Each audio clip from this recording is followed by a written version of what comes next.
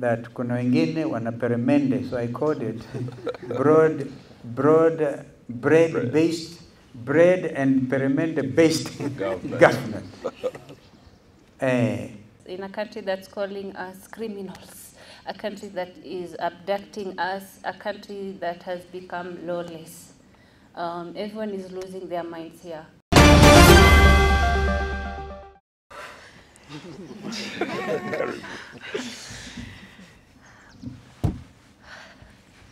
Hi guys. I'm sorry I'm so late. I want to congratulate His Excellency Kalonzo. Congratulations so much. You deserve it. You deserve more than this. Thank you so much for standing with us. It's really a breath of fresh air when we have such group of people, such honorables, standing behind us in a country that's calling us criminals, a country that is abducting us, a country that has become lawless. Everyone is losing their minds here. We are losing our minds, honestly. It's become really hopeless. So it is genuinely heartwarming when we have you, such people, recognizing this, standing with us, standing by what is right. Standing by us means standing by what is right, honestly. So thank you. It means a lot. Congratulations, Honorable. And please help us take this country back. Help us bring sanity back to this country, and for the sake of everyone we have lost. And since we're talking about peace, peace goes hand in hand with justice. There has to be justice too for peace to be there. People have been murdered. Our comrades, the 60+ people who have been murdered, people are kidnapped, they are abducted every single day, and nothing happens. And I would like to personally make this statement that anyone that comes to abduct someone, we should be treated as a criminal. The way this country is going, officers don't identify themselves and they do whatever it is they want. So it's taking our country to a pit of lawlessness, and I'm sorry, but we can retaliate with that. So please help us bring sanity to this country. Congratulations, courtesy of CMA and CBS of Kenya. Thank you. Thank you very much. I think I could just respond. Yes. I want to quickly respond to those messages of goodwill and congratulations. And congratulations to you, Hanifa. You make us very proud.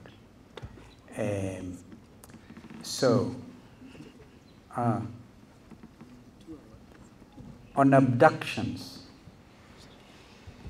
and extrajudicial killings,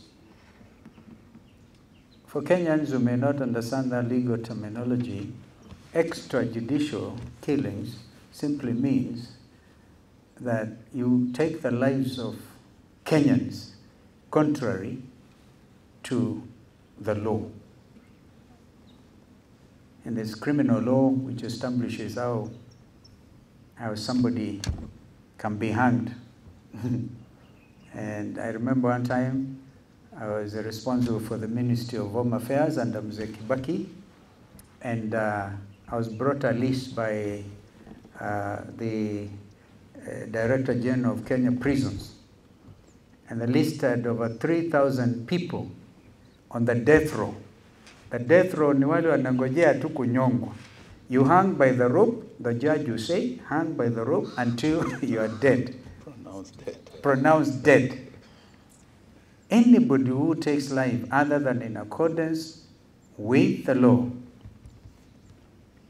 is actually committing a crime themselves.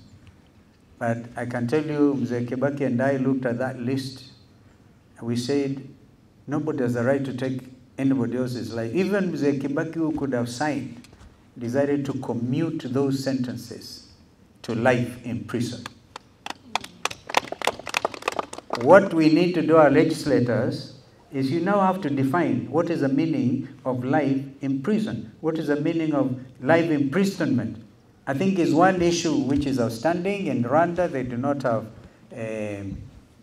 capital punishment under the Constitution. By the way, the example of Rwanda is also worth following, CMA, because they have the gacaca courts. where to decongest the prisons, as your colleague has just said, you get people sitting, wazee, they get a church courts, they dispense quick justice. Those who have to forgive each other, forgive, they embrace, they cry together, and the society gets healed. Here in Kenya, it is punishment after punishment, breaking people's nerves and hearts. Abductions continue even as we speak, because I look at those Gen Zs who are sending what, wherever, and here we are referring to data protection, which is also getting violated, and they follow young people, they abduct them, they kill them. You will not go unpunished. And that does not mean I'm not a peacemaker. We are told here and clearly, you cannot have peace without justice. Yeah, and you can also have development, as the late Desmond Tutu said, without no development without peace as well. So these things are not contradictions. The times we live in are perilous times, and Kenyans are feeling it. We want to tell Kenyans, you are not alone. Broad-based, we heard over the weekend that kuna wengine wana peremende, so I called it bread-based, bread and peremende-based government. But that's okay, it's our country. That is not name-calling. You can be sure that you will never get from this awardee stone throwing. We will throw stones from our heads. Maybe sometimes we can do so with sharp criticism, but we will not take a panga and hurt a Kenyan. We will not get a stone and hit a fellow Kenyan. That is the message to the leaders. So let us be very sharp about this. Once again, thank you. Thank you, my brothers here, and young Gen Z here, Kamau. According to me, broke a world record here, Kenya. He drove from here to Luanda and drove back on Saturday. Young man driving himself. They have energy also, and they talk like Hanifa. They don't follow any protocol. They just tell you as it is. So may God bless our country. Kama kuna maswali, one or two, we can take. Kama hakuna, yes sir. Yes, Ramogi. Two questions that are intertwined. The first one, I just talked about the Azimio, and some days back, you alluded the fact that you're planning to walk out of Azimio. Have you invoked the exit clause? Is this what you're reporting from Ramogi? Please go and correct correctly, report correctly. We are not walking out of Azimio, for sure. We are not the type to walk out of a challenge. We face it head on. There will be need for, in order to consolidate opposition in Kenya, we will work with everybody. But if others walk out, of course we can't. Our sister Mother Karua, for example, walked out. She gave notice. I don't think that DAP has given notice, or Wiper, or Jubilee. No. So, Chris, just report that nobody is walking out from this side. And the ones who have given notice, and because we believe it is good. It is good. Well, we'll talk to everybody going forward. Yeah? We'll talk to everybody so that we build a strong coalition. So when you talk about strengthening, actually, I think what I can tell you, a time is coming when we'll ask everybody to validate their membership in Azimio and expand. Others come, others leave. Because while Kenya Kwanza want to force everybody into one party, right? We want Kenyans to know there's space in our side of the coalition. Okay, the second question. I hope you have corrected your mind. Sure. Thank you. Okay, the second question. There seems to be a growing camaraderie between you and the former deputy president regarding a shadow, and this has led to some rumors and even speculation that perhaps... I think politics is about speculations and rumors. So you just have to use your mind again to know camaraderie, the spirit of camaraderie. Even you, I want to buy you, or you buy me some coffee. I'm going to let kamongo. Right? People must be free to associate without, you know, being insensitive.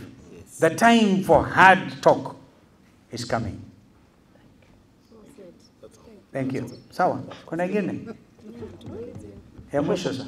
My name is Melita Olitenges from Citizen. Melita. I have a question for you. You just alluded to mediation talks in regards to issues that remain unsolved from the skirmishes of the finance report.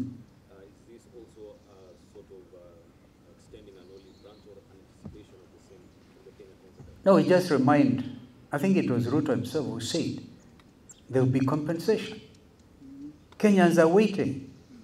Now, is it one of those usual? One of those usual. We'll keep on. And by the way, I don't think it's a matter sometimes of just being soft about it. This is deep.